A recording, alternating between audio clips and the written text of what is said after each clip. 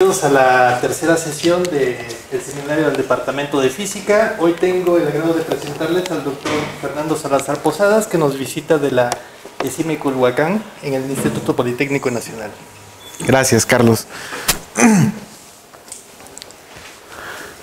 Bueno, gracias por la invitación. Esencialmente voy a platicarles muy brevemente un poco de lo que ha sido mi pasado académico. Yo terminé el doctorado en 2007 en el Instituto de Materiales. Después estuve 3 años y medio en el Instituto de Física. Y posteriormente me incorporé a la Escuela Superior de Ingeniería Mecánica y Eléctrica, que está ahí en Culhuacán, ¿sí? Del Instituto Politécnico Nacional, ahí por San Francisco, Culhuacán. Si les cuesta trabajo ubicarla, pues nada más ubiquen el Tribunal Federal Electoral y estamos ahí a un costado, ¿no? Entonces, es una escuela de ingeniería. Esta antena parabólica es bien emblemática, no funciona, pero es como el icono de la escuela, ¿no? Entonces, quiero empezar presentándoles el grupo con el que estoy trabajando y más adelante les platico lo que hemos estado haciendo. Esta es una reunión que tuvimos en Morelia de la División de Estado Sólido. Y bueno, aquí al centro está el doctor Miguel Cruz Irison. ¿Sí? Él es el líder del grupo. Somos 5 investigadores los que estamos desarrollando esencialmente simulación computacional con materiales nanoestructurados. Por aquí atrás está el doctor Eliel Carvajal. Él también es egresado de aquí de la UNAM. Bueno, pues soy yo. Aquí está el doctor Álvaro Miranda. ¿Sí? Él es el último investigador que se incorporó ahí al grupo. Tiene más o menos un par de años. Él es egresado del Instituto Politécnico. Y aquí está el doctor Alejandro Trejo, que también es egresado del Instituto Politécnico. Y bueno, pues entre los 5 andamos ahí haciendo trabajo de materiales nanoestructurados. Todos los demás son nuestros estudiantes, en particular este chico es un chapaneco, Armando González. Él nos ha apoyado mucho en muchos de los resultados que les voy a presentar en un momento, ¿no? Entonces, pues ese es el grupo. Bueno, para hablar de los nanomateriales y las nanocosas, pues ahorita es como lo que está de moda, ¿no? Pero realmente las propiedades de los materiales en esa escala, pues han motivado mucho la investigación, no nada más en el área de física, sino también ahora la biología, la química, la medicina, la industria de los cosméticos, ¿no? Entonces, como que las comunicaciones, recientemente en las fuentes alternativas de energía. Entonces, bueno, aquí hay una tablita donde más o menos trato de ubicar dónde está la escala de los nanómetros y el tipo de materiales que modelamos, ¿sí? Aquí andamos en el orden de, esta es una molécula de ADN, ya está en la región de los Armstrongs, ¿sí? Aquí están los nanómetros, que son 10 a la menos 9 metros, ¿sí? Son estructuras, pues, de menor dimensión que una bacteria o un glóbulo rojo, ¿no? Entonces, un poco para saber en qué escala nos estamos moviendo, y voy a empezar platicándoles así muy brevemente algunas de las áreas donde ha impactado los nanomateriales y que ya se ha traducido en una aplicación tecnológica, ¿sí? Es difícil hablar de todo porque pues es muy amplio el campo de acción de los nanomateriales. Entonces, hace más o menos como 20 años que la gente empezó a darse cuenta que las estructuras, al momento de restringirles la dimensión, empezaban a evidenciarse efectos cuánticos, ¿sí? Pues una de las cosas que más motivó a la comunidad fue que quizás se podría hacer transistores de menor tamaño, ¿sí? Y por ahí empezó, ¿no? La comunidad europea invirtió mucho dinero para montar una serie de laboratorios donde se pudiera empezar a sintetizar los materiales nanoestructurados. Particularmente les interesaban los nanoalambres, ¿sí? Y entonces, aquí en esta gráfica, pues está la ley de Moore, que es una propuesta empírica, donde nos dice que cada 10 años el tamaño de los transistores se disminuye a la mitad. Y entonces lo que está ocurriendo actualmente, esta gráfica no está del todo actualizada porque está hasta el 2010, ¿sí? Lo que nos está diciendo es que estamos llegando al límite de el número de transistores que podemos colocar para formar un procesador, y el problema que se tiene actualmente es que ahora los procesadores pues se están calentando demasiado, ¿no? Y en ese sentido, una de las primeras propuestas que hubo por ahí de 2008 era que una manera de incrementar el número de transistores en los procesadores pues era construyéndolos de forma vertical, ¿sí? Y entonces podrían colocarse un mayor número de transistores y hacer procesadores más veloces. Se intentó, se siguieron calentando, ¿sí? Y entonces la gente se dio cuenta que había que entender cómo era el proceso de transporte térmico en esos transistores. Y bueno, se empezó a hacer un desarrollo del lado experimental y del lado científico, ¿sí? Y pues la idea es tener transistores que sean eficientes y que no se calienten por el ritmo de trabajo. Y particularmente IBM por ahí en 2010 anunció que iba a construir una computadora en donde el procesamiento de la información o la transmisión de la información ya no iba a ser por pulsos eléctricos, sino que iba a ser por pulsos ópticos o por fotones, ¿sí? Y entonces llamó a una conferencia de prensa y presentó la nueva tecnología para transferir información, ¿sí? Hicieron la promesa que en un par de años iban a tenerlo, no lo lograron, pero hubo muchos avances y actualmente se está desarrollando un área muy importante que se llama la comunicación cuántica, que promete ser inviolable, ¿sí? Es decir, la codificación ya no se llaman bytes, ahora se llaman qubits, ¿no? Promete que va a ser una codificación tal que no se puede violar esa información. Hay mucha gente que está trabajando por ahí en esa dirección, ¿sí? Entonces, otra de las áreas donde quizás sea más impresionante el impacto de los nanomateriales, ¿sí? Es en el desarrollo de dispositivos para censar partículas, ¿sí? o los sensores. Inicialmente la síntesis era con nanoalambres o nanoalambres, ¿no? Eran alambritos así de diámetro nanométrico, y entonces se dieron cuenta que la superficie del nanoalambre pues tenía átomos con enlaces sueltos y era muy reactiva, o es muy reactiva la superficie, y eso permitía que interaccionara con el medio, de tal manera que se dieron cuenta que podían detectar algunos ciertos tipos de proteínas, ¿sí? Incluso algunas que estaban asociadas con enfermedades como el cáncer, ¿sí?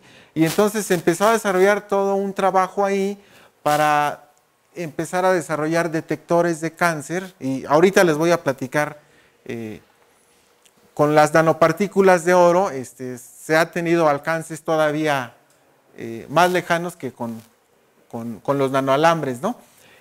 También hay nanoalambres, o ya hay dispositivos que permiten censar partículas como las que están asociadas con la contaminación, ¿no? Y entonces las mediciones son más precisas y bueno, a nivel ambiental pues es útil. También se han desarrollado sensores detectores de acetona, que parece que tienen mucho futuro porque las personas que son diabéticas generan una cierta cantidad de moléculas de acetona, ¿sí? Y entonces, por ahí uno de los que trabajamos ahí en el grupo, el doctor Álvaro, está desarrollando modelos para censar moléculas de acetona y aplicarlo en personas con diabetes, ¿no? Nada más que es con superficies, ¿no?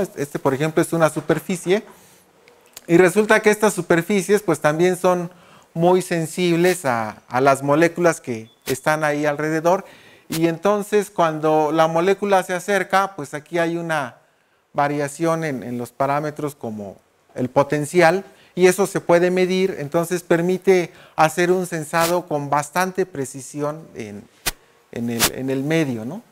Entonces por aquí hay muchas cosas que se pueden trabajar, ¿sí? Esta parte a mí me gusta mucho porque a mí me impresiona. Por ahí de 2012, ya cuando los laboratorios empezaban a tener un poco más de control con el crecimiento de las nanoestructuras, ahorita lo platicamos un poco, empezaron a generar cúmulos de oro, ¿no? Son cúmulos que pueden ser desde unas decenas de átomos hasta unos pocos miles, ¿sí? Y entonces se dieron cuenta que estos cumulitos se podían recubrir con alguna proteína y se inyectaban en tejido vivo. Y resultó que estos cumulitos nanométricos empezaban a viajar por el torrente sanguíneo y tenían la particularidad de que cuando encontraban una célula cancerígena, ¿sí?, se le pegaban y empezaba a luminiscer. Entonces, la idea inicial con las nanopartículas de oro fue que se podían usar para detectar células cancerígenas, ¿no? Y entonces era más fácil radiar a los pacientes, ¿no? Claro, los primeros experimentos se hicieron con ratitas, no crean que fue inmediatamente con personas. Y entonces, lo más interesante, por ejemplo, este es un cúmulo de oro que tiene forma esférica y esta es una barra. Entonces se dieron cuenta que esta roja corresponde a la nanobarra y entonces tiene una longitud de onda por ahí de los 800 nanómetros, ¿sí?, que es donde puede absorber energía y resulta que esta longitud de onda pues no daña el tejido vivo, ¿sí?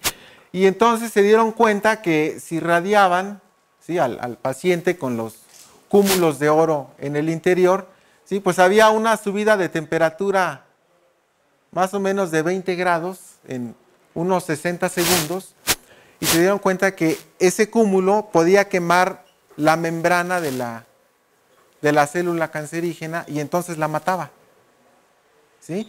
Y después de esto, bueno, una vez que ya se habían matado las células cancerígenas, más o menos el organismo vivo tardaba del orden de entre 7 y 9 días en desechar los cúmulos de oro, ¿no?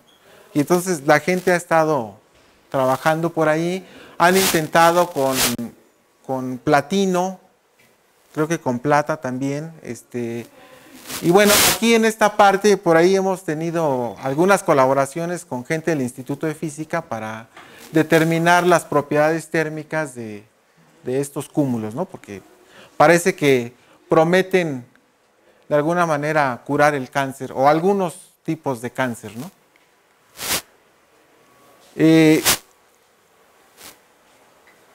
Los materiales nanoestructurados como estos que son en 2 dimensiones y la mayoría de nosotros sabemos que el icono de las nanoestructuras en 2 dimensiones pues es el grafeno, que no es otra cosa más que tener grafito y sacar una sola capa de grafito, eso es el grafeno. Les dieron el premio Nobel en 2007. Desde entonces ha habido mucha gente que ha estado estudiando las propiedades eléctricas, térmicas, mecánicas de este grafeno.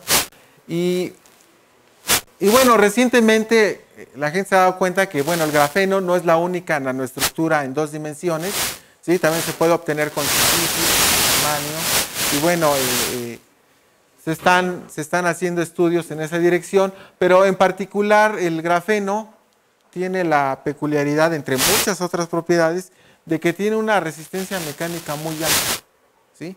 Pero además es muy flexible. Entonces, ya se están desarrollando pantallas que además de ser resistentes, pues son flexibles, ¿no? Entonces, quizá en algunos pocos años los teléfonos ya sean flexibles y no ocupen tanto espacio.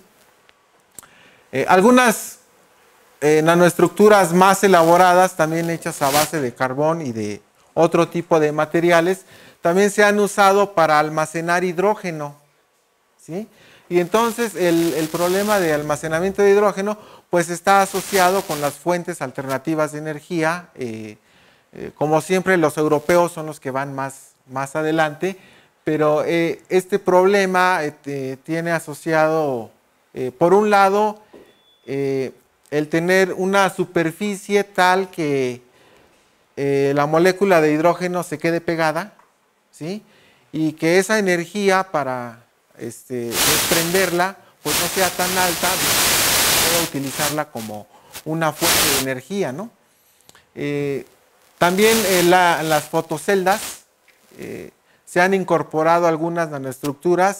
Empezaron con el silicio. El problema no es trivial para aplicarlos como fotoceldas, porque aquí la dificultad primero es captar la mayor cantidad de radiación posible, ¿sí? Y entonces, bueno, pues una forma de resolverlo pues, es aumentar la superficie, ¿no? Y ahorita vamos a platicar que la superficie de los nanomateriales pues, es mucho mayor que comparado con materiales en bulto.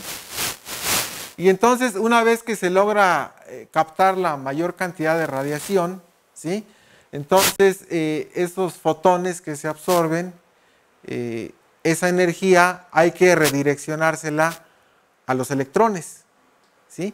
Pero resulta que el problema, o uno de los problemas más fuertes que hay en el desarrollo de las fotoceldas, es que más de la mitad de la energía, ¿sí? Se pierde en calor, ¿no? Y entonces se va disipando como calor. Entonces, aquí el problema es que inmediatamente que se captan los fotones, esa energía hay que transferírsela a los electrones, ¿sí? Y luego esos electrones hay que drenarlos a un dispositivo de almacenamiento para que esa energía esté ahí disponible. Entonces, por ahí también hay bastante trabajo con nanomateriales, ¿sí? Y la idea, pues, es ir incentivando el desarrollo de las fuentes alternativas de energía, ¿no? Entonces, lo que les voy a presentar ahorita está asociado con nanoalambres. Entonces les voy a platicar algo de la síntesis de nanoalambres, ¿no? El problema es, o la manera de sintetizarlo, pues es que a partir de un gas, de algún elemento en particular, pensemos en silicio, ¿sí? Logremos que estos átomos de silicio se empiecen a acumular, ¿sí? Y se empiecen a acumular y luego empiecen a unirse de manera ordenada, ¿sí? Entonces, este proceso se conoce como un proceso de nucleación, ¿sí? Y en los primeros intentos que hubo para empezar a desarrollar nanoestructuras, ¿sí? El problema que primero resolvieron el asunto de la nucleación, pero se dieron cuenta que el material empezaba a crecer sin control. Entonces tuvieron que aprender a controlar las direcciones de crecimiento de los materiales, ¿no? Y en particular la técnica que yo les voy a platicar es la VSL, que tiene que ver con vapor sólido líquido. Entonces se hace una plantilla de silicio, se hacen nanoporos, y luego en estos nanoporos se deposita alguna partícula metálica. En particular empezaron a usar el oro. Y entonces, una vez que ya estaba depositado el oro aquí, ¿sí? Se ponía el sustrato, y entonces aquí había un gas de silicio, y aquí había una fase líquida. Bueno, estos son de germanio, perdón, funciona igual para el silicio. Y entonces resulta que estos átomos de germanio se empezaban a depositar o a pegar en la parte de abajo de la partícula de oro, ¿sí? Y entonces empezaba a crecer la estructura, y para que no perdieran el control, lo que iban haciendo es que mantenían esto en un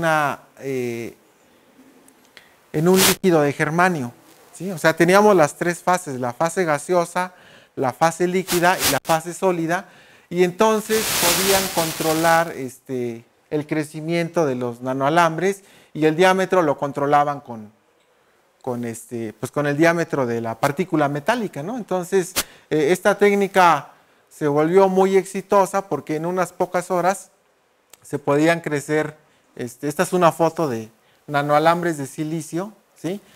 Su diámetro es por ahí del orden de unos 100 nanómetros, pero esta altura anda en el orden de micrómetros, ¿no? Entonces, y esto ya se logra en unas pocas horas a nivel laboratorio, ¿no? Entonces, aquí está más o menos esquematizado, ¿no? Empiezan con una partícula metálica, el gas del germanio se va depositando en la parte de aquí abajo, y entonces esta técnica permite mucho control en el crecimiento de los nanoalambres, de manera que pues prácticamente se pueden crecer como ustedes quieran, ¿no? En la dirección cristalográfica que ustedes prefieran. Y además, pues todavía se les puede hacer algún recubrimiento, ¿sí? Entonces, aquí en la parte de nanoalambres hay mucho por estudiar. Se ha hecho mucho, pero todavía hay cosas pendientes. Entonces,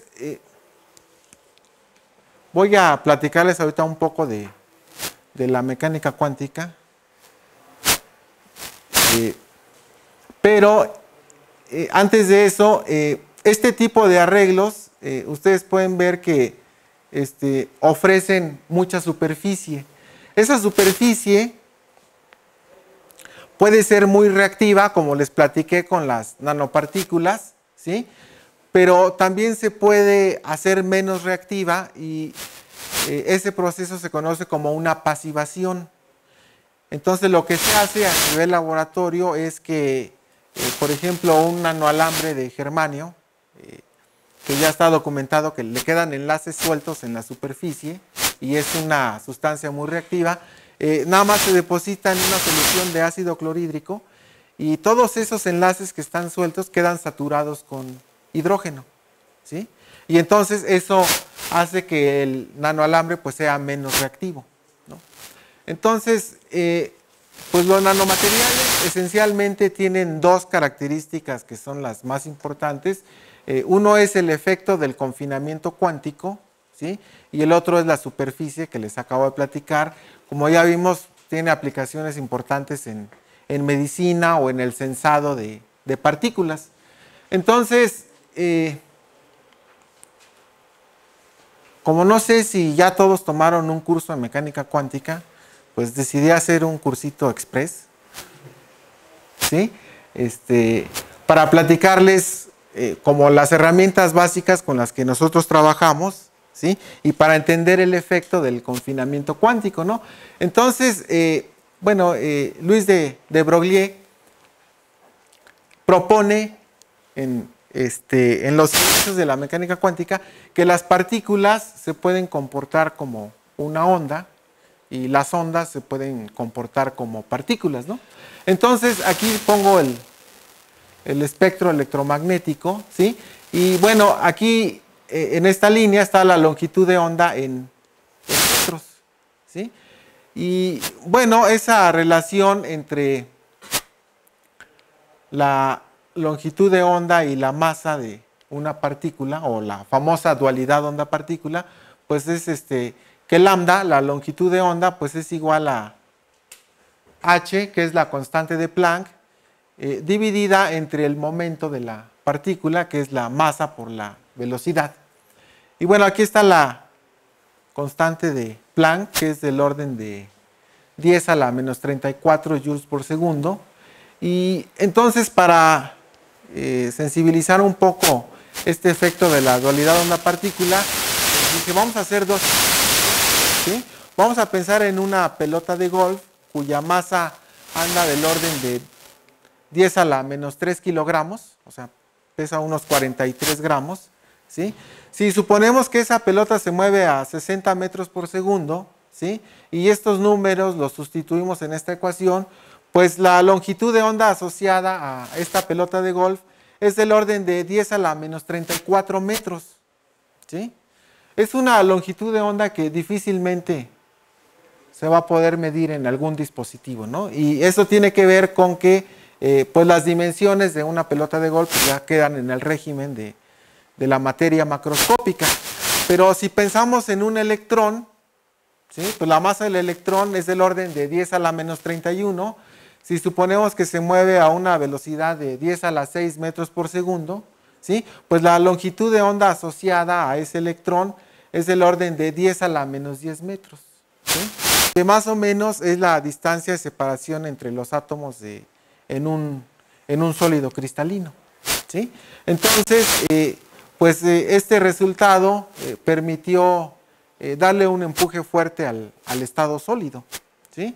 Y bueno, por supuesto, no voy a hablar de todas las personas involucradas en el desarrollo de la mecánica cuántica, porque pues saben que ahí hay muchas cosas de qué hablar, pero una de las personas que por ahí tuvo mucho que ver, pues fue Schrödinger, ¿no? Que propone que en el caso de la mecánica cuántica, pues hay una ecuación que gobierna los fenómenos físicos, la famosa ecuación de Schrödinger que seguramente todos conocen, ¿sí? Y bueno, es una ecuación en donde hay una función de onda, ¿sí? Después de que se aceptó la dualidad onda-partícula, pues los fenómenos se pueden describir a partir de una función de onda. Hay un potencial que va a depender de las coordenadas espaciales, también podría depender del tiempo, ¿sí? Y una parte que depende del tiempo, ¿no? Entonces, no vamos a hacer el desarrollo matemático, pero podríamos aplicar una técnica de separación de variables y dejar la parte temporal, ¿sí? Separada de la parte espacial, ¿sí? Y bueno, esta parte espacial es la que normalmente se revisa en los cursos introductorios de mecánica cuántica y pues nos da información de cuáles serían los niveles de energía y las funciones de onda asociados a un sistema cuántico. Entonces, si nosotros pensamos en un sistema así bien sencillo, como lo es el pozo de potencial infinito, ¿sí? Es una región del espacio en una dimensión en donde de 0 a L, pues el potencial vale 0 y fuera de esta región el potencial es infinito. Entonces, si nosotros ponemos una partícula al interior de este cajón, ¿sí? Pues tiene probabilidad 0 de estar en una región mayor que L o menor que 0. ¿Sí? Y así muy rápido vamos a resolver esta ecuación. ¿Sí? Como el potencial vale 0, bueno, pues esa ecuación la podemos simplificar de esta manera. ¿Sí? Y bueno, esta es una ecuación diferencial de segundo orden con coeficientes constantes. Así que sabemos que la solución de esa ecuación diferencial pues es una combinación lineal de senos y cosenos. ¿Sí? Entonces se propone esto como solución y luego le vamos a poner condiciones de frontera a este problema para que la función de onda se anule en 0 y en L, ¿sí? Que es esta condición. Entonces cuando nuestra solución la evaluamos en 0, ¿sí?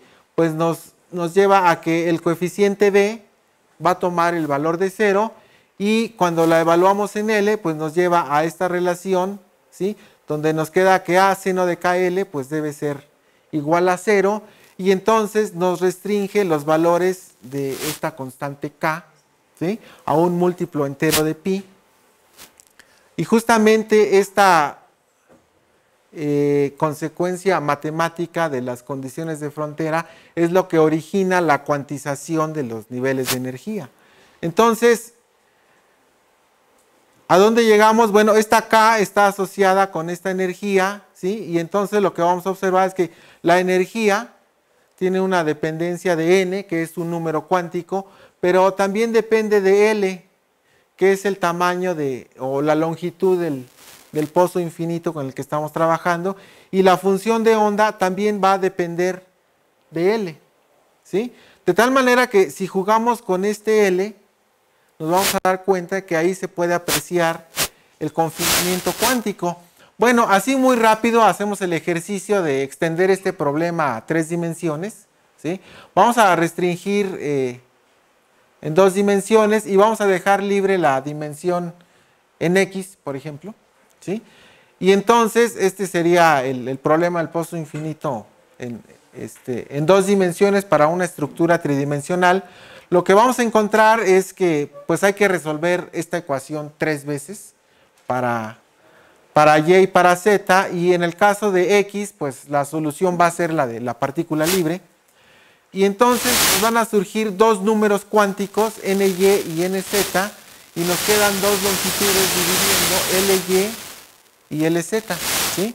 Entonces, cuando esta L disminuye, ¿sí?, estos valores de energía aumentan, ¿no?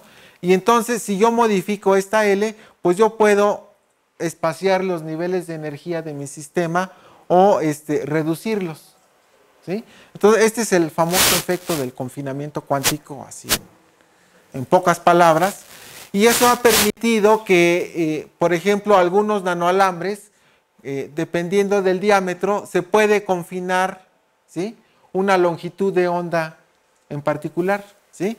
Y entonces eso valió el desarrollo de las televisiones LED, ¿no?, que ahora son mucho más cómodas.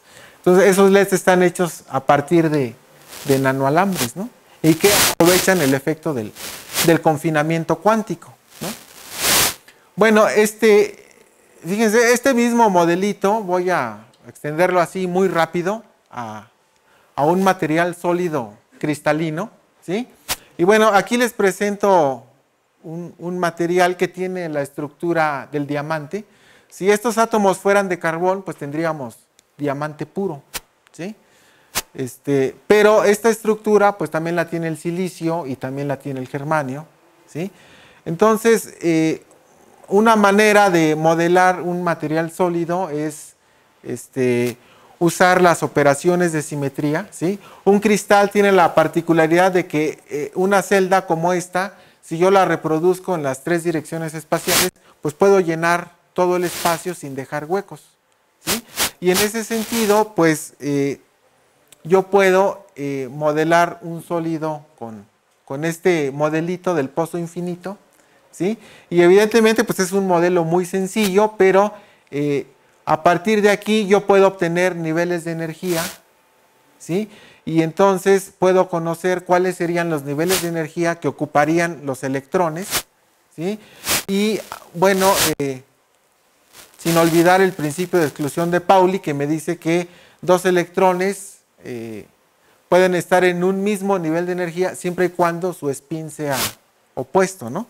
Entonces, con modelos así de juguete como podemos hacer una descripción de un sólido macroscópico con resultados bastante cercanos a la realidad, o que se pueden corroborar a nivel laboratorio, ¿no?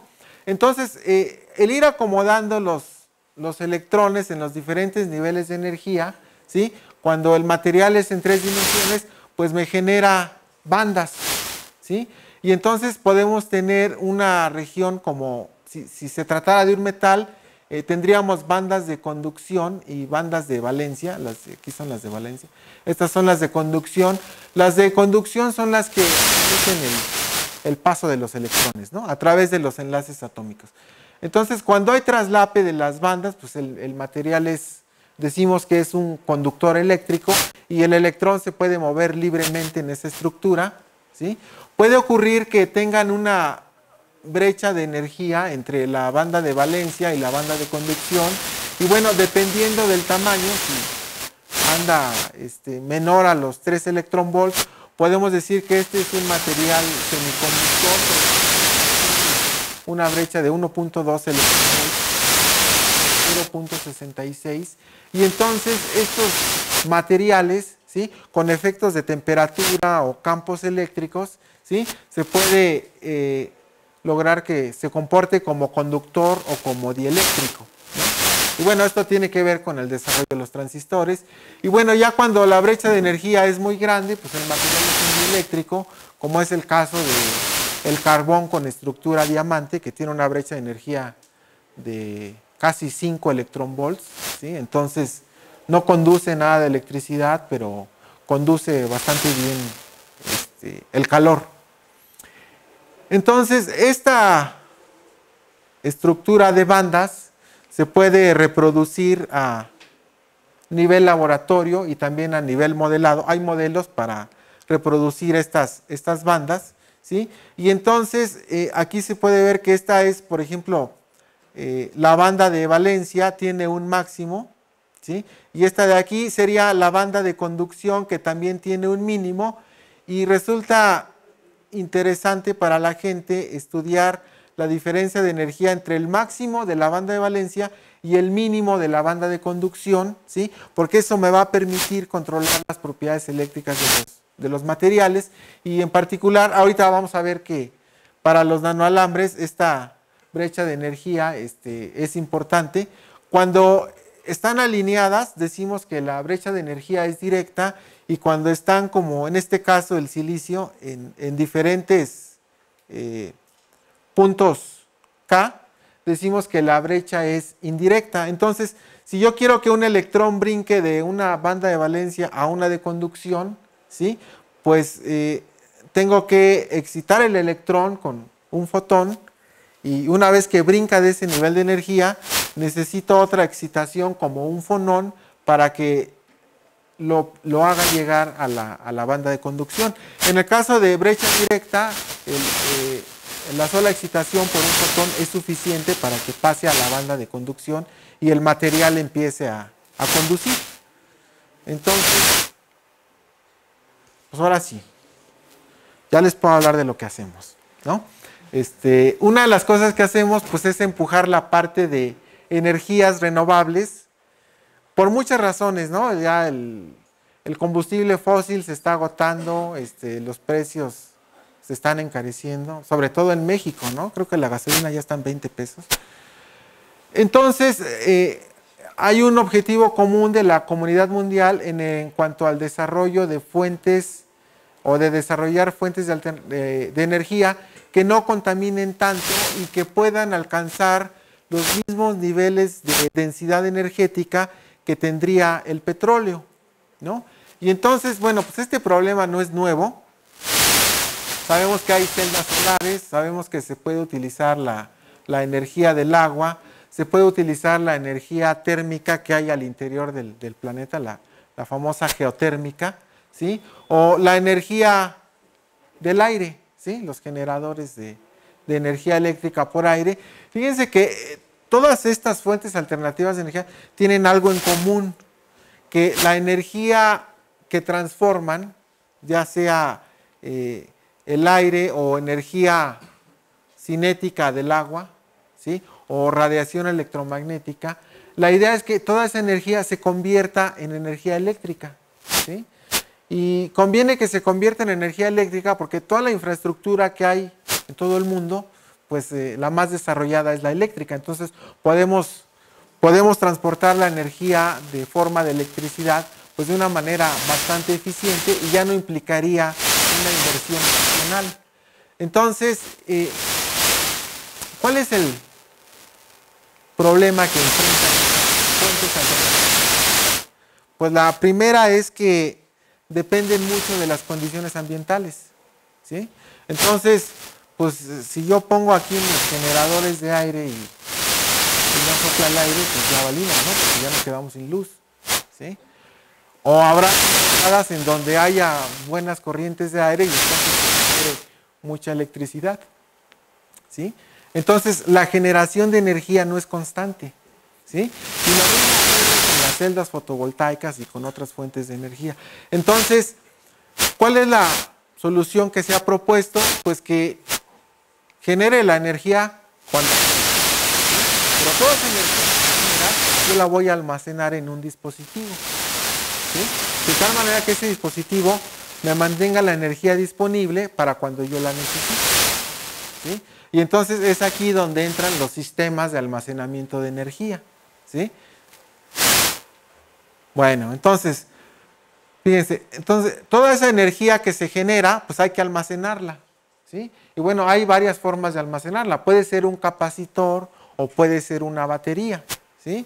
Entonces, aquí presento una tabla comparativa donde vemos la gasolina, ¿no? Tiene una densidad energética de 6, ¿no? Aquí está en kilowatts hora por kilogramo. Entonces, si nos vamos a una celda de combustible que opera con catálisis, pues tiene un 1.1, una batería de litio tiene 0.8 y un supercapacitor pues tiene un 0.01, ¿no? Entonces, está bastante claro cuál es el problema que enfrentan las fuentes de energía amigables con el ambiente, que no alcanzan los niveles energéticos del combustible fósil. Entonces vamos a ver, ¿dónde estamos? Aquí están los motores de combustión interna que trabajan con gasolina y en esta gráfica tenemos la potencia contra la cantidad de energía pues, por unidad de masa. Entonces, aquí están los capacitores, ¿sí? Los capacitores ofrecen la ventaja de que pueden entregar potencia muy rápido. Es decir, podríamos encender un auto con un capacitor, ¿sí? Pero se descarga muy rápido. Entonces lo voy a encender, pero no voy a hacer más que eso, ¿sí? Luego tenemos los pseudocapacitores, ¿sí? Que son de doble capa. Los capacitores funcionan esencialmente con la superficie, ¿no?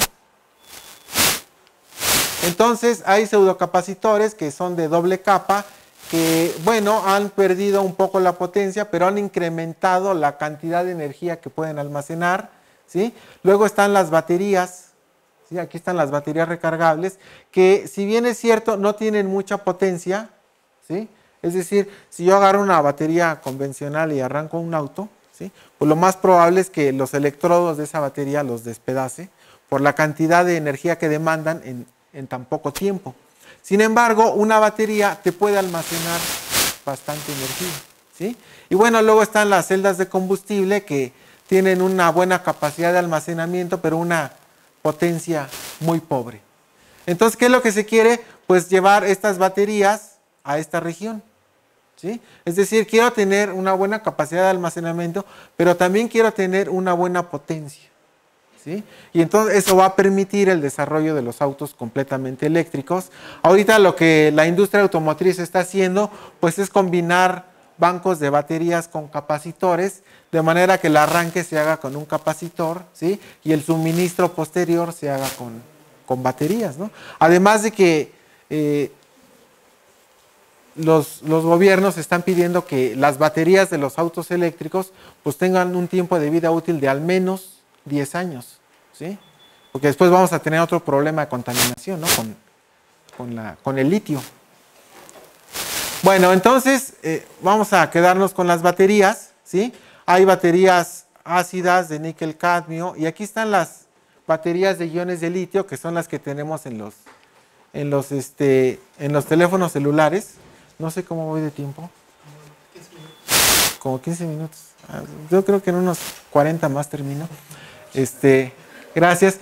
Bueno, las baterías de iones de litio tienen ventajas sobre estas otras baterías, ¿sí? Primero, porque si ustedes se fijan, aquí está la densidad de energía por volumen, ¿sí? Entonces, entre más arriba esté el rango de la batería, quiere decir que me almacena más energía en un menor volumen. Y por otro lado, cuando yo me voy moviendo a la derecha, quiere decir que el peso neto de la batería está disminuyendo, ¿sí? Entonces, hay suficientes huecos en el material como para almacenar los iones de litio. Entonces, así muy rápido, una batería esencialmente tiene dos electrodos y tiene una sustancia aquí entre los dos electrodos que se conoce como el electrolito. Entonces, hay un electrodo que es la parte del ánodo y la parte del cátodo, y lo que ocurre es que el litio ionizado pues se va depositando en uno de los electrodos. Digamos, durante el proceso de carga, aquí hay una diferencia de potencial que permite que los iones de litio viajen y se almacenen en la parte del ánodo para que esté disponible la energía de la batería en el momento que se requiera. El electrolito tiene la función de permitir la difusión de los iones de litio, pero no de electrones aislados, ¿sí? Y entonces, una vez que la batería empieza a operar o a suministrar energía, ¿sí?, estos iones pues van a perder uno o dos de sus electrones para que queden con carga neta positiva, y entonces por diferencia potencial el nuevo ion de litio viaje de este lado, ¿sí? Entonces ese es un proceso de carga y descarga en una batería. Hay un montón de cosas que se tienen que trabajar. Por ejemplo, la interacción del electrolito con los electrodos empieza a generar una reacción química que genera una capa superficial que empieza a formar unos materiales o unas estructuras que se conocen como dendritas, que son metálicas, y entonces con el número de ciclos de carga y descarga, las dendritas empiezan a crecer y entonces en algún momento se conectan los dos electrodos y la batería hace corto y pues explota. Creo que Samsung tenía ese problema con el S8, ¿no?, que ahora está prohibido en los aeropuertos. Bueno, la razón es esa, ¿no?, que pone en contacto los dos electrodos y entonces entra en corto la batería y puede explotar. Ahora, si le demandamos demasiada energía a la batería en poco tiempo, es decir, si queremos mucha potencia, pues estos iones de litio se van a mover más rápido y van a romper la estructura de los electrodos. Y al romper la estructura, pues pierdo capacidad de almacenamiento y puedo perder contacto con el metal que permite el flujo de electrones. Y bueno, en general, pues pierdo la capacidad de la batería, ¿sí?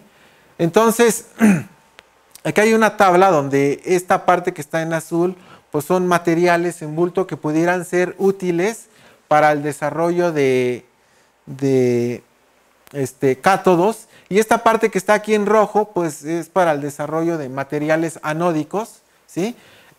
Fíjense que las baterías actuales trabajan con grafito, ¿sí? Entonces el grafito tiene una capacidad de almacenamiento de unos 390 mAh por gramo, ¿sí?, que son digamos que es suficiente para que el teléfono celular funcione unas 15 horas sin problema, ¿no? Pero si ustedes se fijan, por aquí está el germanio, ¿sí?, que tiene una capacidad como 4 veces más, anda alrededor de los 1200, y el silicio anda por acá más arriba, anda en 4200, ¿sí? Entonces parece que el silicio y el germanio son candidatos para mejorar la capacidad de almacenamiento de las baterías, ¿no? Algunas de las pruebas que les hacen a las baterías son estas. Tienen la batería completamente cargada y la van descargando a diferentes velocidades y van viendo cuál es la capacidad de almacenamiento que mantiene en cada ciclo y cuál sería el tiempo que tarda en deteriorarse la batería. En la medida que los electrodos se van deteriorando, pues esta capacidad va cayendo, ¿no? Y entonces pues son de los factores importantes. Entonces aquí imagínense que este es un silicio en bulto y le vamos a poner litio, ¿sí?, para hacer nuestro ánodo para nuestra nueva batería. Y entonces lo que ocurre es que en la medida que el litio se va insertando en el silicio en bulto, ¿sí?, pues lo va deteriorando y lo deteriora y lo fractura a tal grado que el material se pulveriza. Y esto ocurre en menos de 7 ciclos de carga y descarga, ¿no?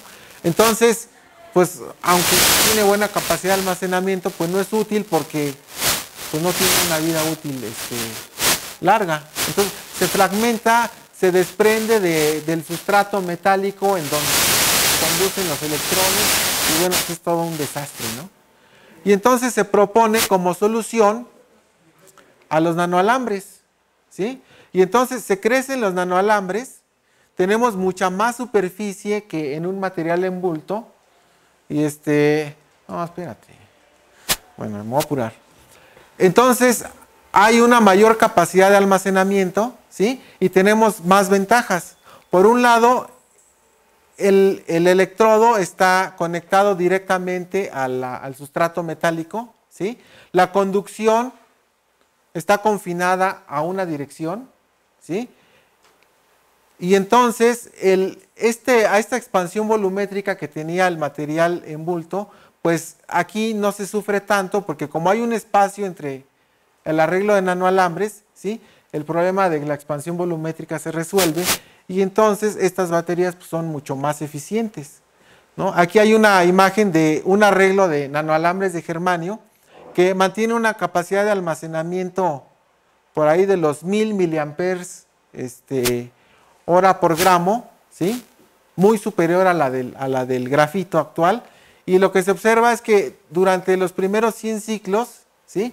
Este arreglo de nanoalambres se transforma en una estructura porosa, ¿sí? Y que se vuelve muy estable. Entonces aquí hay un camino para incrementar la capacidad de almacenamiento y aumentar el tiempo de vida útil de las baterías, ¿sí? Ya no voy a ir más rápido porque ya se me acabó el tiempo. Entonces, ¿qué es lo que hacemos? Les voy a platicar muy rápido cómo modelamos. Tomamos el material en bulto, esto lo hacemos con la computadora, por supuesto, ¿sí? Y de aquí elegimos una dirección en la que van a crecer los nanoalambres. Entonces lo cortamos así como si fuéramos dioses. Eso siempre se puede hacer en la computadora. Y entonces puedes tener un alambre en la dirección 001 o un alambre en la dirección 111, ¿sí? Y entonces le ponemos hidrógenos para saturar los enlaces sueltos y que no sea tan reactivo el material, ¿sí? Y entonces después lo que hacemos es que vamos sustituyendo con litios, ¿sí? Y entonces vamos a ver qué le pasa al material. Entonces, bueno, también los podemos poner al interior del alambre, ¿sí? Y entonces, claro, eso de jugar a ser Dios, pues no es así nada más porque se nos antojó. Este tipo de nanoalambres ya se crece en laboratorios. La litiación de estos nanoalambres en esas direcciones también ya se hace en los laboratorios. Y un poco la idea es acercarnos al resultado experimental. Entonces lo que se hace pues es tomar un modelo teórico donde vamos a tomar los protones y los electrones, ¿sí? Y vamos a usar la teoría electromagnética, ¿no? Entonces hay interacción entre protones, entre protón y entre electrón y electrón, ¿sí? Y entonces la ecuación que habría que resolver es más o menos de este estilo, ¿sí? Que no es otra cosa más que la ley de Coulomb. Entonces hay demasiados términos, vamos a simplificar. Por ejemplo, la masa de los núcleos atómicos es mucho mayor que la de los electrones y entonces este término lo podemos considerar constante y esto se conoce como una aproximación adiabática. Luego el término de interacción entre protones, ¿sí? Pues también lo vamos a considerar como una energía potencial constante, va a existir pero siempre va a ser la misma, no va a cambiar. Y entonces los términos importantes son estos dos, ¿sí? Que es el corazón de una teoría que se llama la teoría del funcional de la densidad, ¿sí? Y eso, bueno, pues todo eso se hace con computadoras, ¿no? O sea, estas ecuaciones, ¿sí? Se programan y entonces se empieza a hacer una serie de cálculos para determinar cuál es el estado de mínima energía del sistema que se está estudiando, ¿sí? Por otro lado, también estudiamos la resistencia mecánica con el interés de ver si una batería hecha a base de nanoestructuras o de nanoalambres pudiera tener una vida útil más o menos aceptable. Hay técnicas experimentales, este es un nanoalambre, ¿sí? Y entonces con un láser se va estresando el alambre y se puede medir la resistencia mecánica. Aquí hay otro donde se puede estirar axialmente y se puede medir el módulo de Young. La curva de la deformación se ve así. Este es, por ejemplo, para el silicio que es elástico. Aquí está el punto de fractura y un metal pues tiene una parte de deformación elástica, una parte de deformación inelástica y bueno, aquí empieza la parte de irreversible, ¿no? Entonces, Les platico rápido. Estos son nanoalambres de silicio. Las esferas azules son litios, las blancas son hidrógenos y las amarillas son silicios. Entonces aquí hay, por ejemplo, 3 diámetros. Esta estructura se repite periódicamente, ¿sí? en el eje Z, de tal manera que tenemos un nanoalambre. Y entonces, ¿es simulacro? O ya se acabó el tiempo de la plática. Bueno, una vez que lo metemos en el código de teoría funcional de la densidad, esta es la estructura ya relajada. Fíjense que estos átomos de litio originalmente estaban aquí en este plano y se desplazaron verticalmente. Aquí están las 3 morfologías. Entonces, vimos cómo eran sus bandas electrónicas y encontramos que en todos los casos mantenían el carácter semiconductor del silicio en bulto, ¿sí? Y bueno, podía haber brecha directa o indirecta. Después medimos la energía de enlace, que es la energía que nos costaría retirar un átomo de litio de este nanoalambre, ¿sí? Y bueno, aquí están los 3 diámetros que estudiamos, la energía de amarre, ¿sí? Más o menos anda del orden de los 2 electronvolts, que es más o menos lo que se ha reportado en los laboratorios con películas de siliceno, ¿no? Esa es la energía necesaria para desprender un átomo de litio de la superficie. Bueno, puse la ecuación, pero ya no se las voy a platicar. ¿Cómo calculamos la resistencia mecánica del nanoalambre?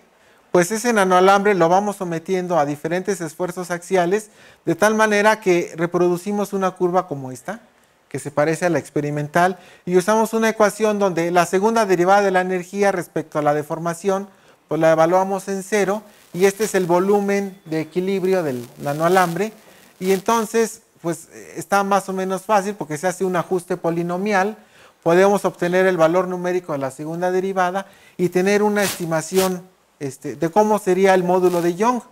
Entonces, aquí les presento los mismos 3 nanoalambres de hace un rato, en función de la concentración de átomos de litio, ¿sí? Y como pueden ver, digamos, este es el diámetro más pequeño, aquí disminuye o se mantiene constante el módulo de Young, eso pues finalmente no es muy útil, pero para los otros 2 diámetros se observa un aumento en el módulo de Young. Entonces, eso es un indicativo de que el material puede soportar las deformaciones durante los procesos de carga y descarga, ¿no?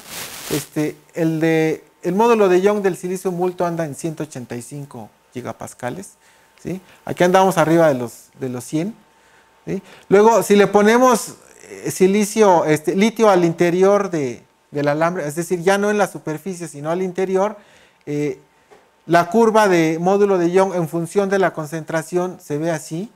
Ajá.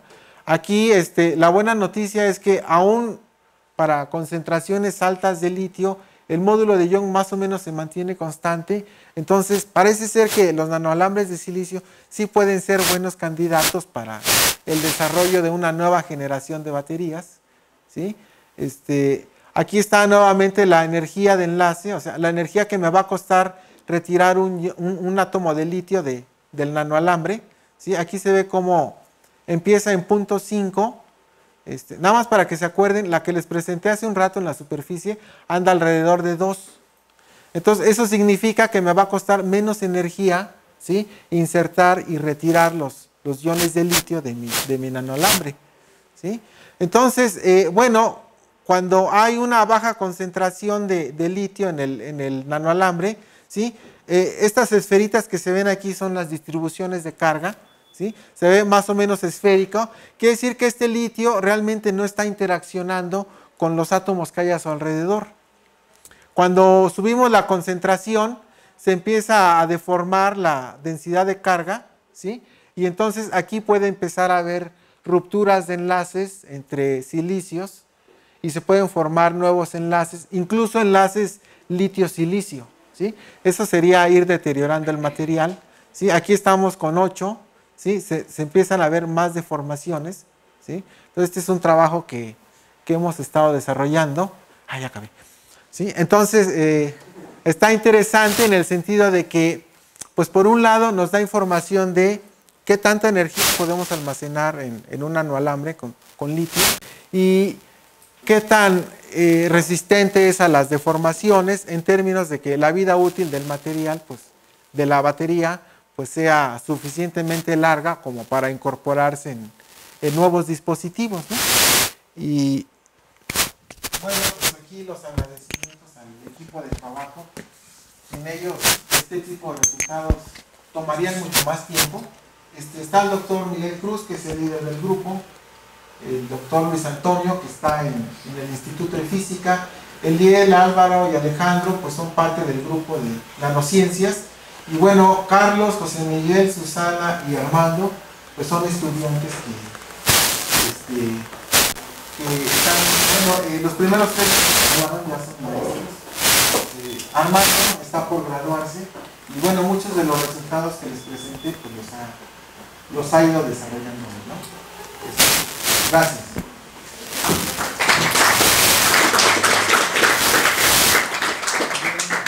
Preguntas. ¿Cómo perforan para poner los tubos en el laboratorio? ¿Cómo se perfora para crecer? No, bueno, no son nanotubos, ¿eh? Lo que platicamos ahorita es de nanoalambres, ¿sí? Eso se puede lograr con un láser, ¿sí? O sea, tú tomas una oblea de silicio, una manera es con láser, que es la famosa litografía, ¿sí? Pero a nivel nano. La otra es con ataque químico, ¿sí? Se hace un ataque químico a la oblea de silicio, y justo donde están los enlaces más débiles es donde se empieza a perforar. De hecho, con eso se construyen los materiales porosos. Entonces, una vez que haces el hueco, se deposita el oro en estado líquido. ¿Sí? Pero el oro es como en estado líquido sin ningún otro, una pipeta. No, se inyecta, o sea, haz de cuenta, agarra la cubeta y, ¿no? Se la avientas. ¿Para qué? Para que se rellenen los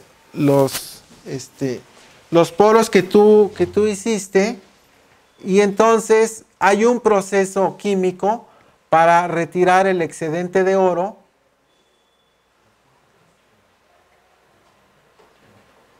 de manera que solamente te queden esos cumulitos de oro, ¿sí? Y luego eso se pone en otra etapa, se pone sobre otro sustrato, ¿sí? Y entonces se hace un nuevo ataque químico para degradar la oblea de silicio y que te queden únicamente las nanopartículas de oro aquí, o sea, sobre la superficie donde vas a crecer el alambre. Y bueno, este sustrato por lo regular es metálico, ¿no? ¿Dónde haces todo este desarrollo experimental? Ah, pues en el primer mundo. O sea, este trabajo se hace principalmente en los laboratorios de Europa. Concretamente, no sé el dato correcto, pero, o sea, Alemania ha estado empujando mucho, Francia ha estado empujando mucho. Ahí en Francia, en Grenoble, tienen mucho equipo para la síntesis de los nanoalambres, ¿no? Y de otras nanoestructuras. Aquí en México, pues hay microscopios de fuerza atómica en la UNAM, en el Poli, en Sinvestab, en la UAM, ¿sí? El Politécnico tiene un laboratorio de nanociencias en donde se puede hacer caracterización de los nanomateriales, pero todavía no se llega al nivel de poder crecerlos, ¿no? O sea, es una infraestructura costosa, ¿sí? Pero puedes ir a hacer una estancia a Europa y puedes crecer tus nanoestructuras. ¿Preguntas adicionales? Entonces todo el desarrollo que se está realizando aquí en México principalmente es a través de simulaciones. Dado que no hay infraestructura experimental, todo es a través de teóricos simulación. No, la respuesta la vamos a dejar con una incertidumbre. En realidad, en México se desarrollan los dos tipos de trabajos, ¿no? O sea, sí hay algunas nanoestructuras que se pueden generar. Ahora, si no se pueden sintetizar, se pueden comprar. ¿Sí? Por ejemplo, los cúmulos de partículas metálicas, ¿sí? Ya te los venden. ¿Sí? Incluso hace poco me enteré que hay una fábrica que te vende grafeno. ¿Sí? Entonces tú ya puedes comprar grafeno para caracterizarlo en tu laboratorio y ponerlo en condiciones particulares. ¿No? Entonces hay infraestructura para caracterizar a nivel laboratorio y hay infraestructura de modelado a nivel cómputo y teórico, ¿sí? Donde también se hacen desarrollos. Y la idea es, ¿cuál es la idea? Que la brecha entre el resultado experimental y el modelado computacional se cierre. Muchas veces ocurre que el modelado te predice algunas propiedades, ¿sí? Y entonces en el laboratorio tratan de reproducir esas condiciones para ver si efectivamente la propiedad que se mide es como lo predijo el modelo computacional, ¿no? O el modelo teórico. Y muchas veces el resultado experimental, ¿sí? Que no se puede explicar, el modelo computacional te ayuda a explicar por qué la curva del calor específico del nanoalambre se comportó de esa manera, ¿no? ¿Sí? Entonces se van complementando y muchas veces pues van, o la mayoría del tiempo van en paralelo, ¿no? Entonces, el modelado computacional, muchos creemos que tiene la ventaja de que no tienes que invertir en toda la infraestructura de un laboratorio, ¿sí? Haces una inversión de algunos millones de pesos en equipos de cómputo, ¿sí? Y los pones a trabajar día y noche. Y entonces vas simulando las condiciones de tu nanoestructura, ¿sí? Y se la propones a algún experimental, ¿sí? Claro, eso, pues yo soy teórico, ¿no? ¿Qué puedo decir? ¿Cuál es el margen de los datos que se obtienen computacionalmente o cuál es el rango que esperas de error en tu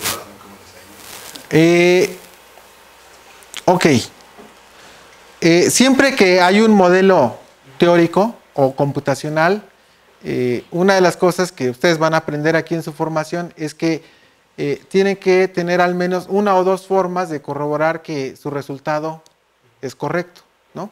En ese sentido, DFT ya tiene tiempo, de hecho, desde el origen de la mecánica cuántica, ¿no? Ya se hablaba de que se podía hacer una descripción de los sistemas a partir de la densidad de carga del sistema. Entonces, toda esta parte computacional ya tiene tiempo que se ha desarrollado, se han reproducido bastante bien resultados para materiales en bulto y a partir de ahí se ha ido extendiendo a nanoestructuras, a monocapas, a películas delgadas, ¿sí? Entonces lo que normalmente uno hace cuando está haciendo modelado es que primero los parámetros que voy a usar pues, son los del material en bulto. Por ejemplo el silicio, ¿no? Entonces antes de calcular mi nanoalambre agarro un silicio en bulto, ¿sí? Y entonces le empiezo a medir la constante de red, ¿no? O la distancia de un enlace covalente, ¿sí? Y entonces ese resultado teórico que yo modelé con la computadora, lo comparo con el experimento, ¿sí? Ahí te puedo decir que a ese nivel el error que nosotros manejamos es como de el 0.8%. O sea, estamos abajo del 1% del valor experimental, ¿sí? Entonces, una vez que ya tenemos la certeza de que nuestro modelo reproduce bien propiedades del material en bulto, entonces lo incorporamos a las nanoestructuras, ¿sí? Ahora, ¿cuál es el error que manejamos? Pues ahí es difícil, ¿no? Porque necesitaríamos un laboratorio que reprodujera las mismas condiciones que le estamos poniendo al modelo, ¿sí? Y eso pues es complicado, ¿no? ¿Sí? O al revés. Pero digamos que si hay un margen de error, no debe diferir mucho de una medición de laboratorio, ¿no? O sea, esa es la confiabilidad del modelado. Sí, yo tengo una pregunta. ¿Cómo hacen el estudio del incremento de temperatura en las nanopartículas de oro? El incremento de temperatura, ¿tú hablas a nivel experimento o a nivel teoría? Bueno, ahí hay una propiedad que se llama la conductividad térmica, ¿sí? Entonces, esa conductividad térmica, dependiendo el nivel de sofisticación que quieras para hacer el modelo, ¿sí? Pues puedes usar la ley de Fourier, por ejemplo, ¿no? De ahí partes. Y luego, como la ecuación te queda bien complicada, entonces tienes que hacer aproximaciones, ¿no? Y entonces dices, bueno, vamos a hacer una aproximación lineal, y entonces tu ecuación se reduce a algo más sencillo, en donde tú vas a poner información de temperatura, de constantes de red, de masas, ¿sí? Y ahí tú le vas dando las condiciones a tu material, ¿sí? Aquí nosotros hicimos o hemos desarrollado algunos trabajos con una ecuación que se llama la fórmula de Kubo-Greenwood. Entonces se usa la función de Green, que funciona bastante bien para materiales en bulto y para nanoestructuras. Y entonces, usando la función de distribución de los bosones, ¿sí? Es posible determinar las propiedades térmicas de una nanobarra, ¿no? Entonces, ahí puedes generar la curva de conductividad térmica o puedes ir generando la curva de calor específico y entonces te puedes ir dando una idea de cuál es la tendencia de las propiedades térmicas de tu material, ¿no? Pero siempre vamos a estar a expensas de los límites del modelo que estemos usando, ¿sí? Pero sí se puede modelar. ¿Alguna otra pregunta? Es así, agradecemos nuevamente a Fernando. Bueno, gracias. Gracias por mantenerse despiertos.